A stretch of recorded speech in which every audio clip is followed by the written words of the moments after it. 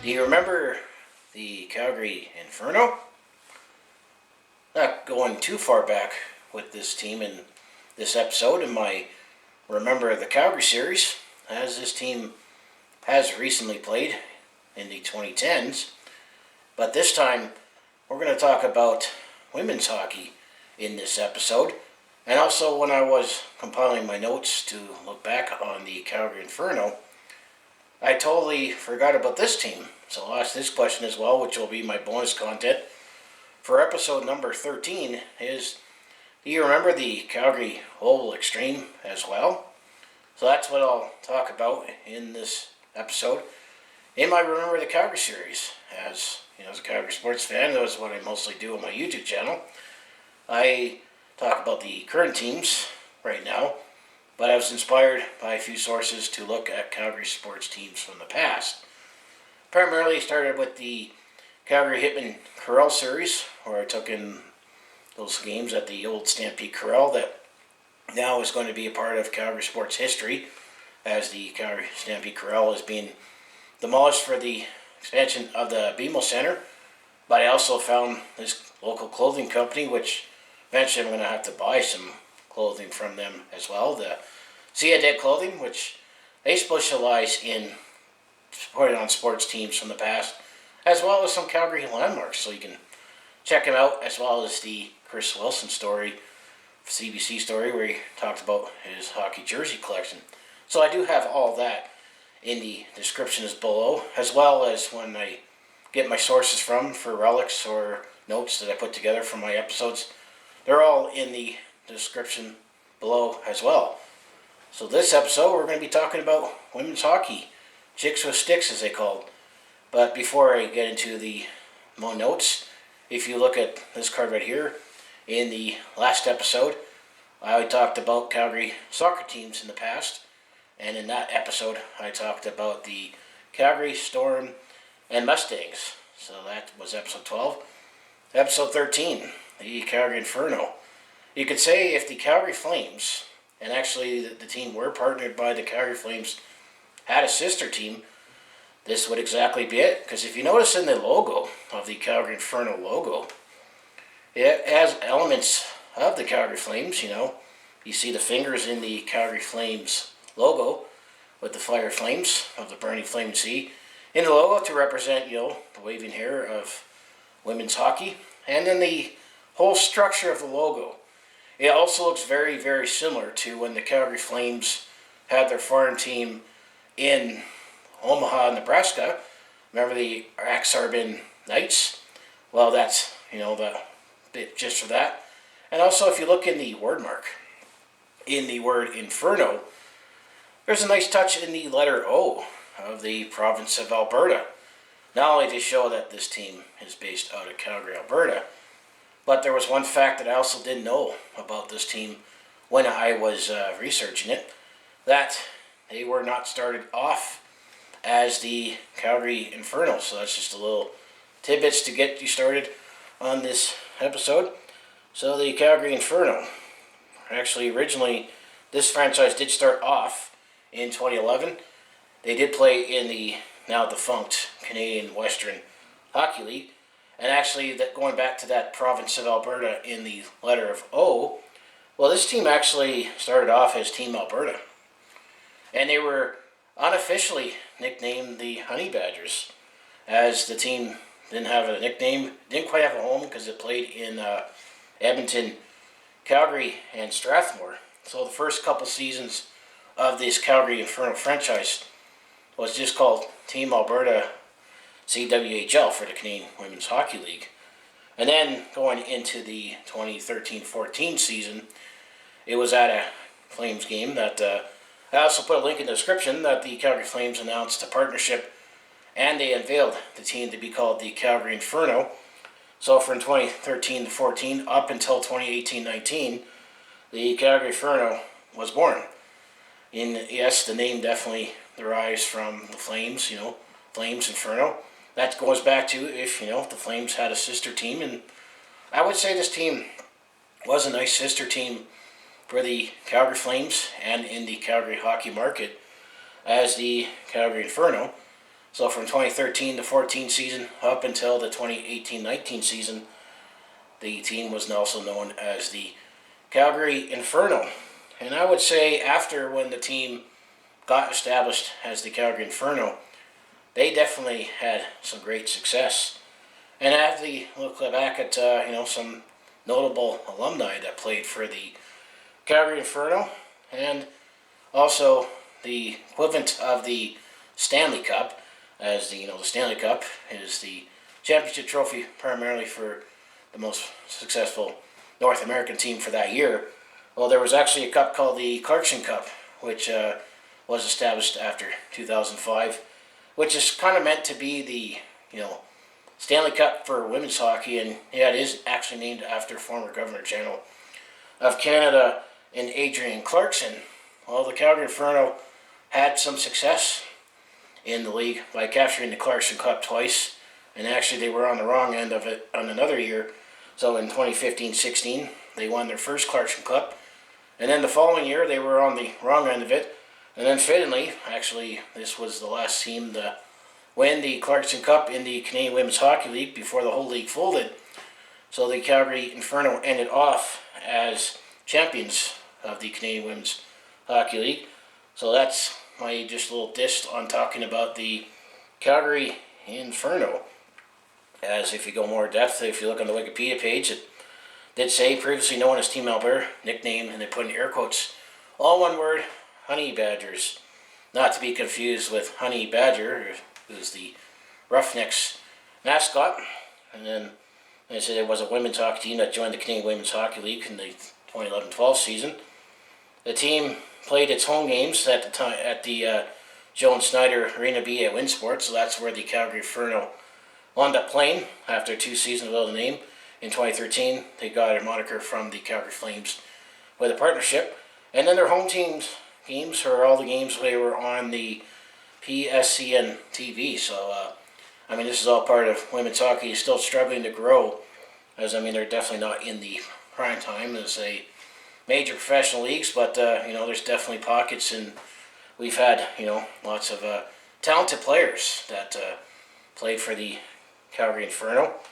The last general manager of the Calgary Inferno was Christian Haig, and I actually did see a interview on YouTube, actually with City TV, where it was talking about the future of the Calgary Inferno after when they captured the Clarkson Cup in 2019, that they weren't sure where to play, and there was also a possibility of maybe joining the National Women's Hockey League. There was another league out there as well, but they're not folded. But there is another league that is starting up, I should say, that Calgary is a part of it. So maybe the Calgary Inferno will rise again in the future. And that's kind of the neat thing about this Remember The Calgary Series, is that not necessarily the teams they'll talk about are dead permanently, but it's definitely worth still putting out, just showing what I know about Calgary sports history, what I found, and just have it up here. And then speaking of, the Calgary Flames partnership, the Calgary Inferno also donned the same colors, and actually the jerseys that the Calgary Inferno wore are similar to these jerseys that I guess now you can say are the alternate jerseys for the Calgary Flames. Obviously different logo, at the same, number fonts and all that. So they were pretty much, I would say, the sister team of the Calgary Flames. And then I know that the last season there was a couple of head coaching changes, just personal reasons that the coach stepped down. But the last head coach was Ronnie Hilderman and Mandy Duhamel. I know that the last season, the head coach at the start of the 2018-19 season was Shannon Miller, and that's the same Shannon Miller that I remember she coached the Team Canada at the Olympics in Nagano back in 1998, and then, as I say, when they won the Clarkson Cup in 2019, the whole league, folded and ceased operations.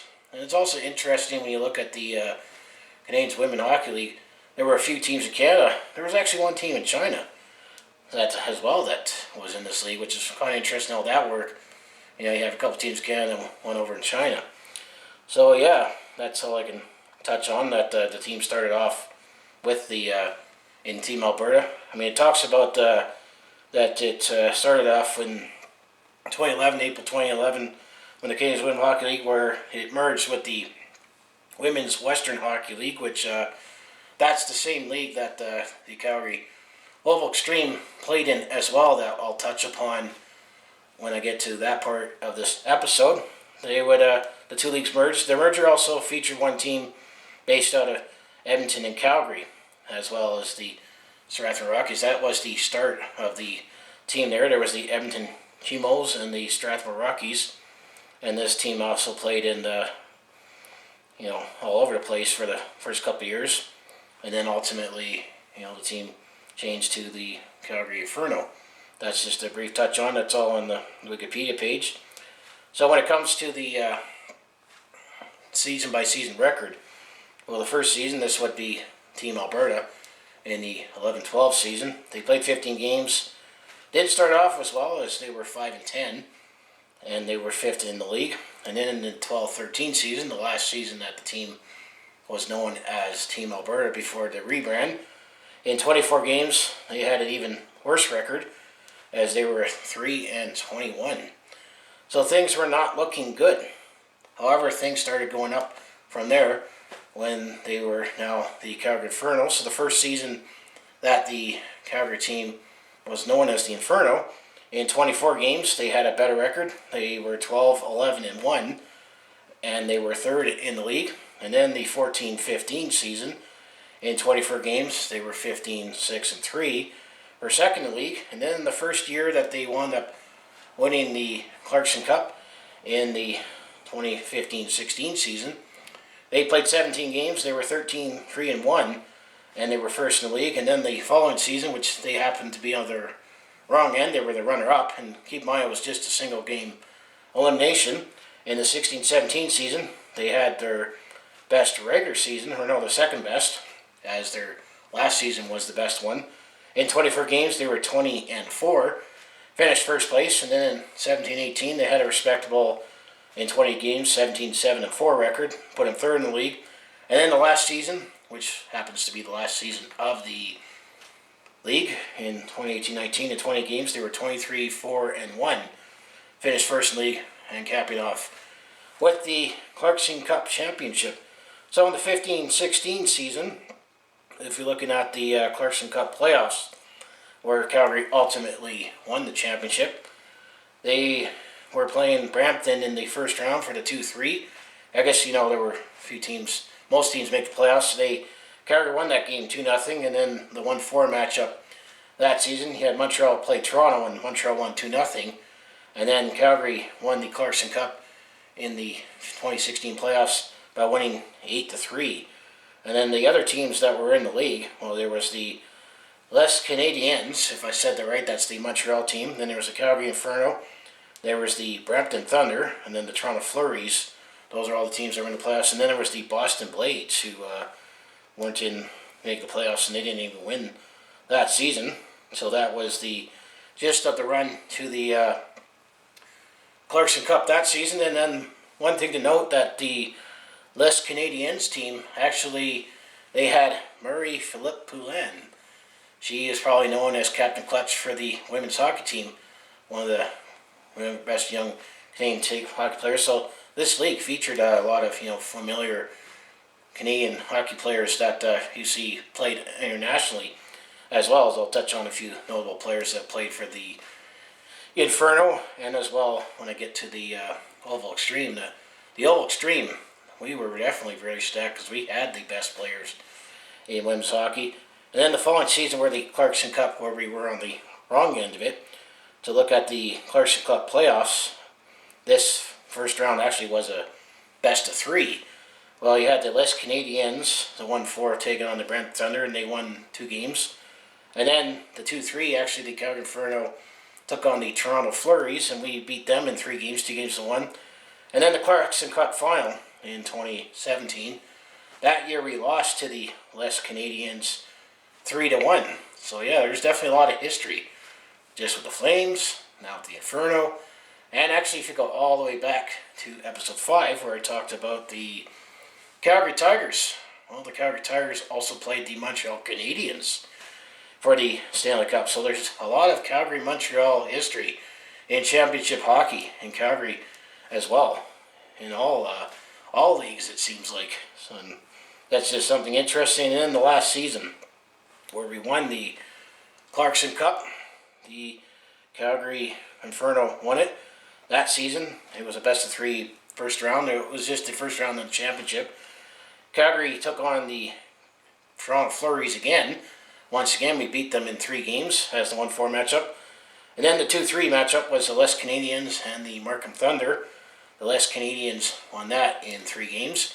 So once again, the Calgary Inferno took on the Les Canadiens, and we got revenge from 2 years ago by beating them 5-2 in the Clarkson Cup final, and ultimately that was the last season of the Canadian Women's Hockey League. So I would say once the Calgary Inferno was established and had a more stable team playing at the Winsport, we did very well by going to the Clarkson Cup 3 times and capturing the championship twice, 3 of the last 4 seasons we had. So I would say we were very, very successful with at least hockey-wise on the ice. Off the ice, there was definitely, there was a lot of disputes about players. They were barely getting paid minimum wage. I know there's always that debate on how much they should be paid, but when you debate all this time and resources, there was a debate about that. That's why the league was also,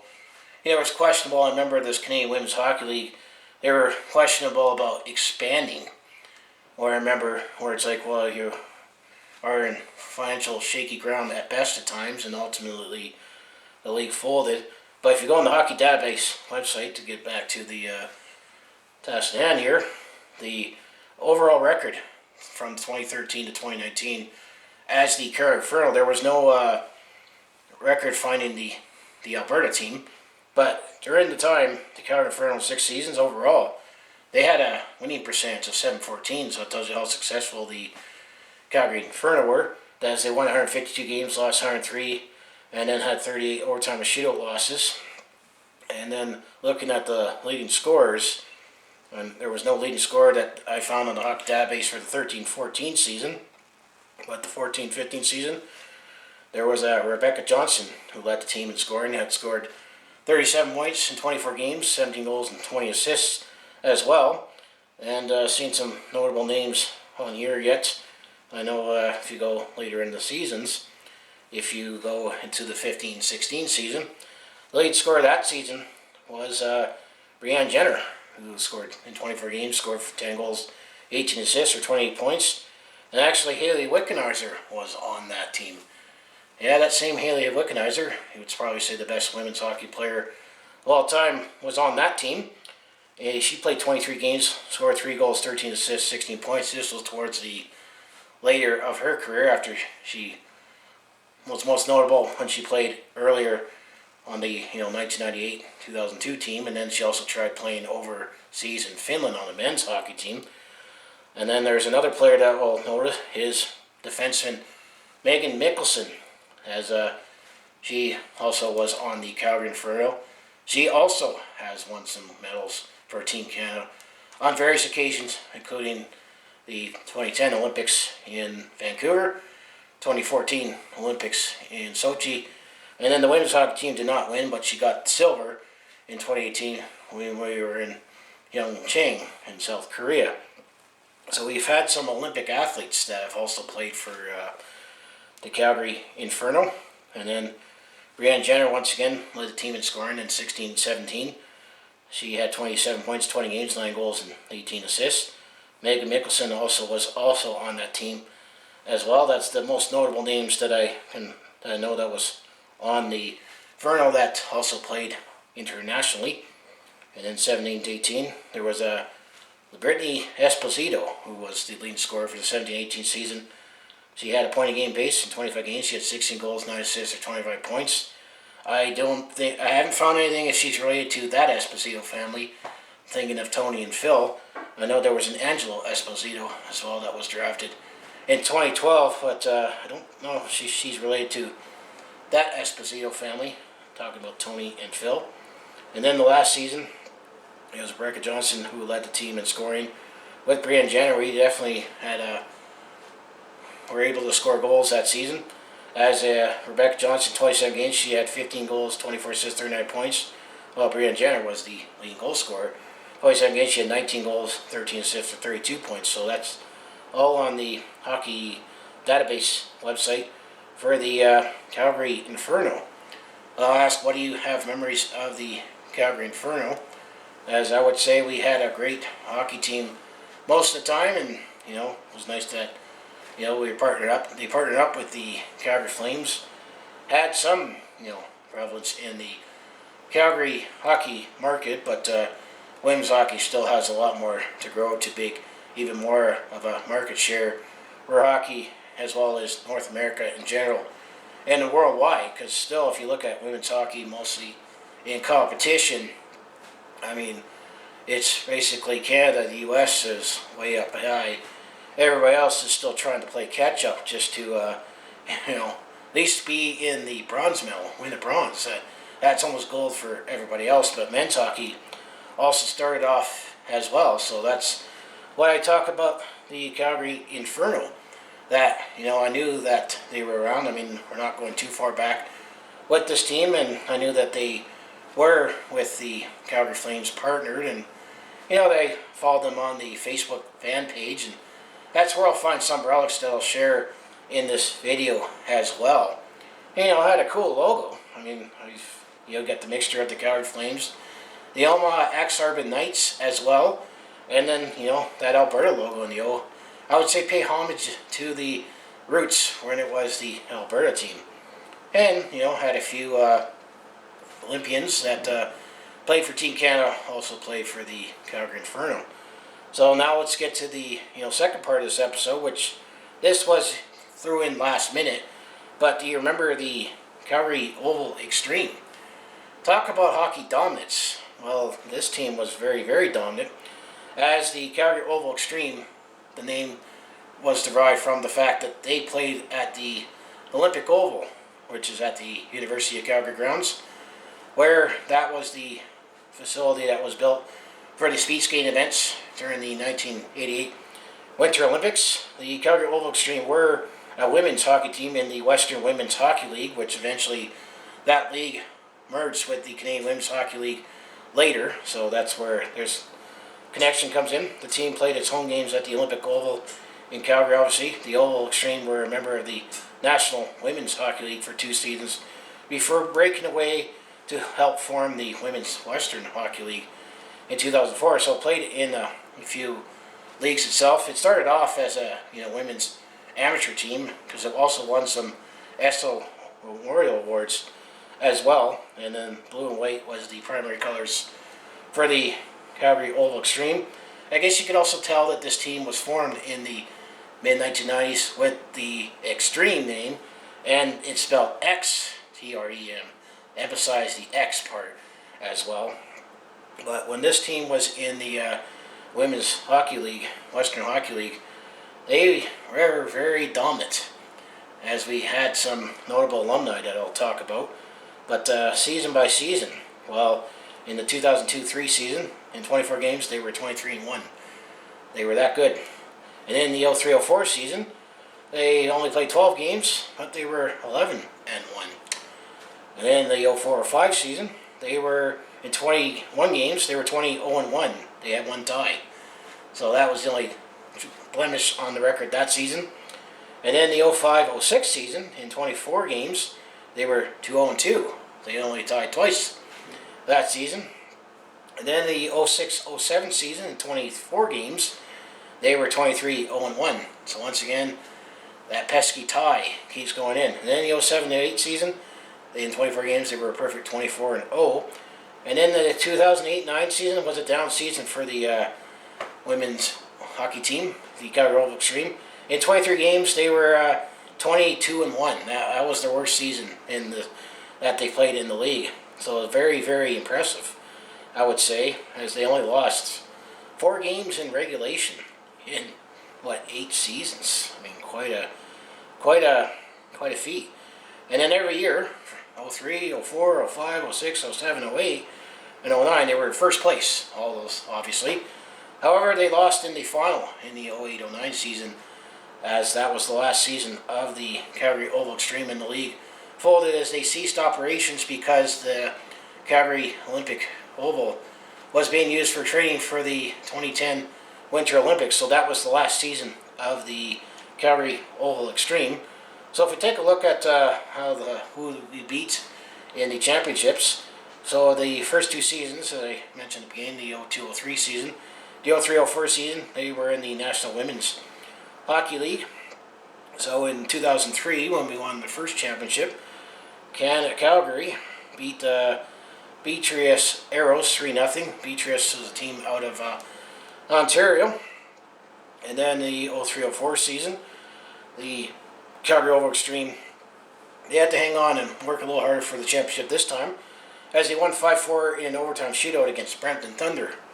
And then when they moved shop to the Western Women's Hockey League in 05, as the Calgary Oval X-Treme, they won, well, it looks like it was just a round robin, as they were 2-1, as they also played with the Edmonton Chimos, team that they had a nice rival with, and the Minnesota Whitecaps.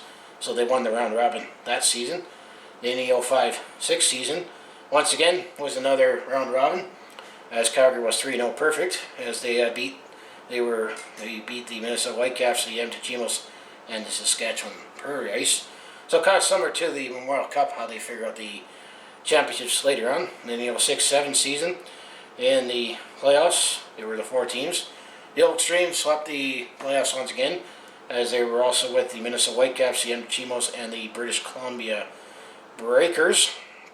And then in the 07-08 season, which was the last season that they won the championship, the Calgary Oval X-Treme, well, they don't have a score, but they beat the Minnesota Whitecaps.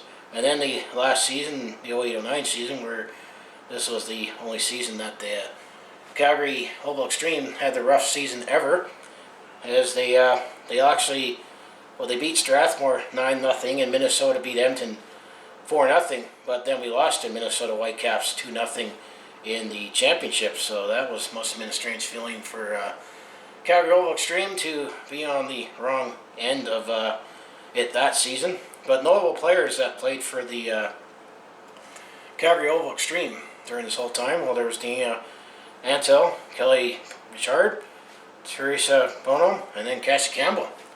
She was also on Team Canada as well. You hear her on the play-by-play on Calgary Flames game, and is the wife of assistant general manager of the Calgary Flames, Brad Pascal.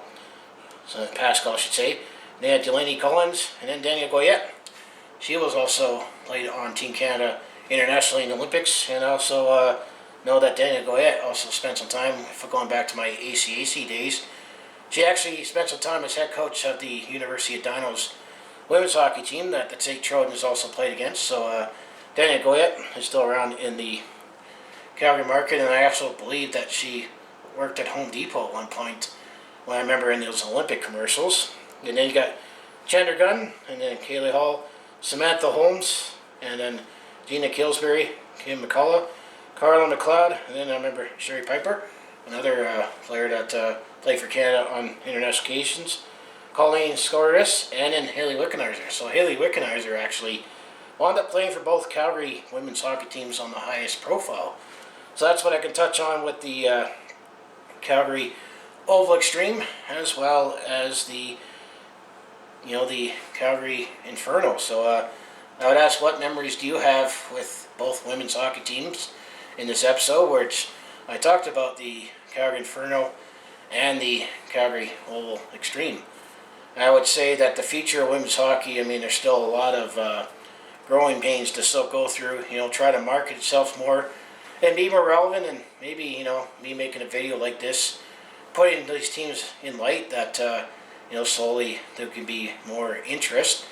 I mean, the competition is still, right now, Canada and the US are definitely the powerhouses, as well as European nations still need to do some catching up, but, in these leagues that mostly were Canadian players and sprinkling a few American players, there has been a few players from Europe as well. And I do remember when I was at SAIT, both being a student and minor official working at the games, I do remember there was a few players that played in the league, the ACAC, the Alberta Colleges Athletic Conference. I remember we had one player that played in Australia, that came from Australia, and somewhere in a few nations in Europe. So women's hockey is still have a long ways to grow to be up with men's hockey, but I know men's hockey internationally.